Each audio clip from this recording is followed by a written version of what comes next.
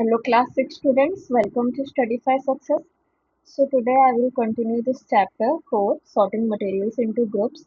तो previous part में हमने कुछ प्रॉपर्टीज पढ़ी थी, मटेरियल्स की अपीयरेंस के बारे में पढ़ा था, हार्डनेस के बारे में पढ़ा था, तो थोड़ा सा रिकैप ले लेते हैं उन सबका। सो अपीयरेंस प्रॉपर्टी में हमने स्मूथ एंड रफ सरफेस के बारे में पढ़ा था कि जो टच करने में हमें स्मूथ फील हो वो स्मूथ सरफेस होता है आपका, और रफ सरफेस वो होता है जिसमें आपको छोटे छोटे बम्प्स हो एंड रफ सा फील हो, तो वो आपका रफ सरफेस होता है। फिर इनके एग्जांपल्स पढ़े थे। फिर हार्डनेस प्रॉपर्टी में हमने दो चीज मटेरियल के बारे में पढ़ा था, हार्ड एंड सॉफ्ट मटेरियल। जो इजीली कंप्रेस हो सके, स्क्रैच हो सके, वो सॉफ्ट मटेरियल्स होते हैं, और जो डिफिकल्ट टू कंप्रेस हो और स्क्रैच ना हो सके इजीली, वो हार्ड मटेरियल्स होते हैं। फिर इसके भी एग्जांपल्स पढ़े थे, cotton sponge is soft and iron is hard. फिर नेक्स्ट प्रॉपर्टी हमने लस्टर के बारे में पढ़ा था, ज्यादातर ये मटेरियल्स में होती है एंड फ्रेशली कट मटेरियल्स में आपको फ्रेशली कट मेटल्स में होती है। ज्यादातर आपको मेटल जो प्योर स्टेट में होता है उसमें आपको ये प्रॉपर्टी मिलेगी, जैसे कि आपका गोल्ड, सिल्वर, ब्रॉन्ज, ये सारी चीजें हो गई, या फ्रेशली कट आयरन हो गया। तो ये सारी चीजें आपको उन मटेरियल में आपको लस्टर मिलेगा, वो साइन होता है मटेरियल का। फिर नेक्स्ट प्रॉपर्टी हमने ट्रांसपेरेंसी के बारे में पढ़ा था, और हमने इसमें तीन पार्ट्स पढ़े थे ट्रांसपेरेंसी प्रॉपर्टीज में।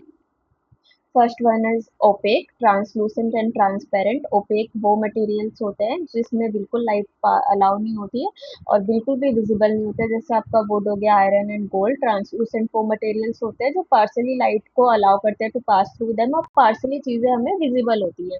तो butter paper, old glass door, ये सारे एग्जाम्पल्स हो गए। और थर्ड हमने पढ़ा था ट्रांसपेरेंट ऑब्जेक्ट के बारे में, जो एंटायर लाइट को अलाउ करती है टू पास थ्रू देम, और चीजें जो होती है काफी क्लियरली विजिबल होती है, जैसे कि ग्लास हो गया, वाटर हो गया, एयर, टेस्ट ट्यूब। तो ये सारी चीजें आपकी किसमें आ गई, ट्रांसपेरेंट में आ गई। अब नेक्स्ट प्रॉपर्टी हम पढ़ेंगे स्टेट के बारे में। तो स्टेट, तीन तरीके के स्टेट होते हैं। All substances are made up of matter. तो हर एक सब्सटेंस मैटर से बना होता है, और मैटर आपका तीन स्टेट्स में एग्जिस्ट करता है, solid, liquid and gas. So grouping based on the states of matter. तो मैटर के स्टेट पे हम जो ग्रुपिंग करेंगे वो तीन तरीके से होगी। पहला होगा सॉलिड, और लिक्विड एंड गैस। तो सॉलिड का क्या होता है, डेफिनेट शेप एंड वॉल्यूम होता है, मतलब उसकी फिक्स्ड शेप होती है और फिक्स्ड वॉल्यूम होता है। इट कांट बी कंप्रेस्ड, और इसको हम कंप्रेस नहीं कर सकते। पार्टिकल्स जो होते हैं क्लोजली पैक्ड होते हैं। अब इसकी फिक्स शेप है तो इसके अंदर जो पार्टिकल्स होते हैं काफी क्लोजली पैक होकर काफी आसपास उनके बीच का जो डिस्टेंस होगा, इंटरमॉलिकुलर डिस्टेंस, काफी कम होता है। नेक्स्ट आपका जो स्टेट आता है वो आता है लिक्विड आता है। इसका डेफिनिट वॉल्यूम तो होता है, पर इसका शेप डेफिनेट नहीं होता है, कोई फिक्स शेप नहीं होता है। फिक्स्ड वॉल्यूम है बट फिक्स्ड शेप नहीं है। They take the shape of the container they are poured into, और ये उसी कंटेनर का शेप ले लेते हैं जिसमें लिक्विड को डाला जाता है। It can be compressed to a small extent, और इसको हम कंप्रेस कर सकते हैं पर बहुत छोटे लेवल तक, बहुत स्मॉल एक्सटेंट तक। Particles are not closely packed as in solid, मतलब जैसे कि सॉलिड में काफी पार्टिकल्स क्लोजली पैक्ड होते हैं, क्यों? क्योंकि इसके फिक्स शेप और वॉल्यूम होते हैं, पर इसमें जो पार्टिकल्स होते हैं क्लोजली पैक्ड नहीं होते हैं, क्योंकि इसकी कोई फिक्स शेप नहीं होती है। और गैस क्या होता है, ना ही इसकी फिक्स शेप होती है, ना ही इसका कोई फिक्स वॉल्यूम होता है। हाईली कंप्रेसिबल, ये हाईली कंप्रेसिबल होते हैं, और जिसके पार्टिकल्स होते हैं लूजली पैक्ड होते हैं। अब कोई फिक्स शेप नहीं है, कोई इसका फिक्स वॉल्यूम नहीं है, तो इसमें पार्टिकल्स कैसे होते हैं, लूजली पैक्ड होते हैं, काफी मतलब गैप गैप में पार्टिकल्स प्रेजेंट होते हैं। तो ये आपकी स्टेट प्रॉपर्टी हो गई मटेरियल के। तो इसमें हमने तीन स्टेट पढ़ी, सॉलिड, लिक्विड एंड गैस, और इस तीनों के बारे में हमने देख लिया। सॉलिड में आपका एग्जांपल आ गया आइस, लिक्विड में एग्जांपल आ गया वाटर, एंड गैस में स्टीम। ये सारी चीजें आपकी स्टेट में आ गई। नेक्स्ट आपका आता है प्रॉपर्टी सॉल्युबिलिटी। कोई चीज सॉल्युबल है या इनसॉल्युबल। तो सॉल्युबिलिटी क्या होती है, एक ऐसी एबिलिटी जिसमें हम चीजों का मतलब वाटर का लेवल चेक करते हैं, कोई भी, कि वाटर के साथ कोई चीज़ कितनी डिज़ोल्व कम्प्लीटली है, कि पार्शियली डिज़ोल्व है, कि इनकम्प्लीटली डिज़ोल्व हो रही है, मतलब घुल रही है कि नहीं। तो वही सारी चीज़ें हम इसमें चेक करेंगे। तो सॉल्युबल या insoluble, different materials have different solubility in water. Her material की डिफरेंट डिफरेंट सॉल्युबिलिटी होती है वाटर के साथ। Based on their solubility materials can be soluble, insoluble, miscible और इनमिसिबल। तो इन सारे वर्ड्स का मीनिंग है मैं आपको प्रीवियस पार्ट में बता चुकी हूँ, फिर से इसको डिटेल में यहाँ डिस्कस कर लेते हैं। सॉल्युबिलिटी के बेसिस पे मटेरियल काफ़ी पार्ट्स में डिवाइडेड है, जैसे कि सॉल्युबल, इनसॉल्युबल, ये ज़्यादातर आपके सॉलिड स्टेट्स के लिए है, एंड मिसिबल, मिसिबल ये बिटवीन टू लिक्विड स्टेट्स के लिए है। तो पहला हम पढ़ेंगे सॉल्युबिलिटी इन सॉलिड। सॉलिड्स में हमारी सॉल्युबिलिटी कैसी होती है। Solid materials that dissolve in water are said to be soluble in water, for example common salt and sugar. तो सॉलिड मटेरियल जो मतलब वाटर में completely डिजोल्व हो जाए उसे हम क्या कहते हैं, soluble in water कहते हैं, मतलब वो soluble है। और उसमें एग्जांपल आपके क्या आ गए, कॉमन सॉल्ट आ गया एंड शुगर आ गया। तो आप अगर जैसे नमक को पानी में मिलाओगे, चीनी को पानी में मिलाओगे तो completely डिजोल्व हो जाएंगे, बिल्कुल गायब हो जाएंगे। Solid materials that do not dissolve in water are said to be insoluble in water. और वो मटेरियल जो वाटर में बिल्कुल भी डिजोल्व नहीं होते उसे हम क्या कहते हैं, इनसॉल्युबल कहते हैं इन वाटर। फॉर एग्जांपल इसमें एग्जांपल आपके क्या क्या आ गए, सैंड हो गया, would, stone, chalk powder and wax. तो ये सारे आपके सॉलिड मटेरियल इनसॉल्युबल सब्सटेंसेस के एग्जांपल हो गए।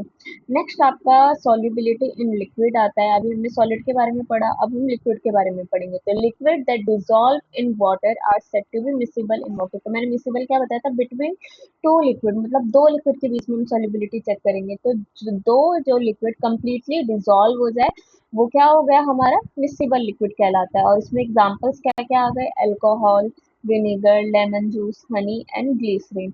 ये सारे आपके किसके एग्जांपल होगा, मिसिबल लिक्विड्स के एग्जांपल होगा। और वो liquid that do not dissolve in water completely are said to be immiscible in water. और वो लिक्विड जो वाटर में बिल्कुल कंप्लीटली डिसॉल्व नहीं हो रहे, बिल्कुल डिसॉल्व नहीं हो रहे, वो क्या हो गए, हमारे इनमिसिबल लिक्विड हो गए। अब जैसे आप पानी या तेल को मिलाओ तो आपका क्या होगा, तेल ऊपर आ जाएगा, पानी नीचे रह जाएगा, क्या वो कंप्लीटली डिसॉल्व हुए, नहीं हुए। केरोसिन हो गया, डीजल हो गया, तो ये सारी चीजें हमारे वाटर के साथ कंप्लीटली डिसॉल्व नहीं होती। तो इनमिसिबल लिक्विड के एग्जांपल्स आपके क्या हो गए, kerosene, coconut oil and diesel. Next हम पढ़ेंगे सॉल्युबिलिटी इन गैसेस के बारे में कि गैसेस में हमारी सॉल्युबिलिटी क्या होती है। Some gases dissolve in water, for example carbon dioxide and oxygen. तो ये आपके सॉल्युबल गैसेस हो गए, carbon dioxide and oxygen. Oxygen dissolve in water is essential for the survival of aquatic organism. और ऑक्सीजन जो वाटर में dissolve होता है, कंप्लीटली घुल जाता है, मतलब डिसॉल्व होता है, सॉरी। तो वो क्या होता है, ये काफी एसेंशियल होता है किसके लिए, एक्वेटिक ऑर्गेनिज्म, वो जो जीव जंतु जो पानी में रहते हैं उनके सर्वाइवल के लिए ये काफी जरूरी होता है। And soft drinks have carbon dioxide dissolve in them. तो और जो सॉफ्ट ड्रिंक्स होते हैं उसमें जैसे कि आपका कोका कोला हो गया, पेप्सी हो गई, तो इसमें कौन सा गैस डिसॉल्व होता है, कार्बन डाइऑक्साइड डिसॉल्व होता है। तो इसमें दो एग्जांपल आपके कौन से आ गए, सॉल्युबल गैसेस के, कार्बन डाइऑक्साइड एंड ऑक्सीजन। और ये इसके एप्लीकेशंस भी आ गए कि ऑक्सीजन जो वाटर में डिसॉल्व हो रही है, एक्वेटिक ऑर्गेनिजम्स के सर्वाइवल के लिए एसेंशियल है। और सॉफ्ट ड्रिंक्स जो आप कंज्यूम करते हो उसमें भी आपका कार्बन डाइऑक्साइड डिसॉल्व होता है। So these are soluble gases. अब नेक्स्ट हम बात करें इनसॉल्युबल गैसेस के बारे में, तो जैसे नाइट्रोजन, हाइड्रोजन एंड हीलियम क्या होते हैं, इनसॉल्युबल होते हैं वाटर में। तो ये इनसॉल्युबल गैसेस के एग्जांपल हो गए। तो थोड़ा सा मतलब पढ़ लेते हैं इसका शॉर्ट में समरी में कि हमने क्या क्या पढ़ा अभी तक। सॉल्युबल सब्सटेंस, वो सब्सटेंस जो वाटर में कंप्लीटली डिसॉल्व हो जाए। सॉल्युबल सब्सटेंस ये आपका सॉलिड एंड लिक्विड के लिए भी, सॉलिड एंड गैस के लिए हो गया। इनसॉल्युबल सब्सटेंस जो कम्प्लीटली डिसॉल्व ना हो वाटर के साथ, ये आपका इनसॉल्युबल सब्सटेंस हो गया। फिर आपका मिसिबल हो गया, दो लिक्विड के बीच में जो वाटर के साथ अच्छे से मिक्स हो जाए, मिसिबल। जो वाटर के साथ डू नॉट मिक्स वेल, अच्छे से मिक्स ना हो, इमिसिबल। फिर सॉल्युबिलिटी हम गैस की पढ़ी थी कि गैसेस की सॉल्युबिलिटी वाटर में काफी कम होती है, और ऑक्सीजन गैस जो कि वाटर में डिसॉल्व होता है वो aquatic प्लांट्स एंड एनिमल्स के सर्वाइवल सर्वाइवल के लिए काफी नेसेसरी होते हैं। तो this is all about the solubility property of a material. Now next we will study about the buoyancy property of a material. Some materials float in water while others sink. तो कुछ ऐसे material होते हैं जो पानी में float करते हैं, तैरते हैं, और कुछ जो सिंक, डूब जाते हैं, फ्लोटेशन होती है। तो यही चीज आपकी क्या हो गई, बायनेंसी प्रॉपर्टी में आती है। और मटेरियल्स, अब हम कौन से मतलब कौन से मटेरियल सिंक करते हैं, कौन से फ्लोट करते हैं, उनके एग्जांपल्स अगर आप देखें तो मटेरियल जैसे आपका सैंड हो गया, शुगर हो गया, सॉल्ट हो गया, ये पानी में सिंक कर जाता है, बिल्कुल नीचे डूब जाते हैं। और जैसे आप कोई स्टोन भी फेंकोगे पानी में तो आप क्या देखोगे कि पत्थर नीचे लग चला गया, पानी ऊपर है। या फिर आप सैंड या मिट्टी डालोगे तो मिट्टी नीचे सेटल हो जाती है और पानी ऊपर रह जाता है। ये सारी चीजें आपकी कौन से मटेरियल, मतलब मटेरियल कौन से होते हैं जो वाटर में सिंक कर जाए। फिर कुछ ऐसे मटेरियल हो गए जैसे वैक्स, ऑयल एंड वुड, ये सारे मटेरियल क्या होते हैं, वाटर में फ्लोट करते हैं। तो इससे हमें क्या पता चला कि वो मटेरियल जो मतलब सिंक कर रहे हैं वाटर में, उन मटेरियल की जो डेंसिटी होती है वाटर से ज़्यादा होती है। और वो मटेरियल जो फ्लोट कर रहे हैं वाटर में, उन मटेरियल की वाटर से डेंसिटी लेस होती है। तो आपका ये देखो एग्जांपल्स दे रखा है कि एक स्टोन है, अगर आप इसको वाटर में डालो ये क्या होगा, सिंक कर जाएगा, अगर आप फेदर को डालो तो ये क्या कर जाएगा, फ्लोट कर जाएगा। तो यही है बायोन्सी प्रॉपर्टी है मटेरियल की। तो आप किस पर्पज के लिए यूज कर रहे हो उसके लिए हम देख सकते हैं।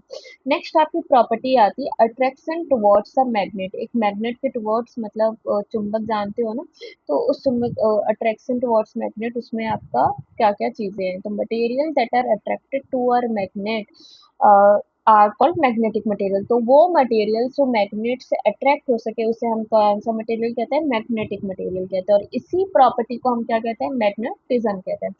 Magnetism, objects made of iron are attracted to a magnet in addition to iron, nickel and cobalt are also attracted to a magnet. तो अट्रैक्शन टुवर्ड्स मैग्नेट में आपके कौन कौन से मटेरियल के एग्जांपल आ गए, वो ऑब्जेक्ट जो आयरन से बने हो वो मैग्नेट से अट्रैक्ट हो जाता है, आयरन के साथ निकल हो गया, कोबाल्ट हो गया, ये भी मैग्नेट से। तो वो मटेरियल जो मैग्नेट से अट्रैक्ट हो जाए वो आपके क्या होते हैं, मैग्नेटिक मटेरियल होता है। तो यही था अट्रैक्शन टुवर्ड्स अ मैग्नेट में।